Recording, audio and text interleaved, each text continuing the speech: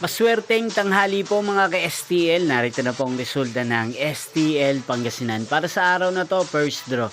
January 8, 2026, araw ng Huwebes. Naway ang mga natayain niyo pong mga numero kanina ay manalo nawa ngayong tanghaling ito, 12 PM. Kaya kunin niyo na po ang inyong mga ticket. Narito na po ang resulta. Ang mga numerong nanalo sa STL Pangasinan ngayong tanghaling ito, January 8, 2026, 12 PM. First draw result 33 at 9 in exact order. Again, 33 at 9. At ngayong tanghaling ito sa STL Pangasinan, atin pong i-shoutout ang lagi pong nanonood sa channel ito, si Kuya Dave ng Pangasinan. Shoutout po sa inyo Kuya Dave, sana po ay nasa maayos kayong kalagayan.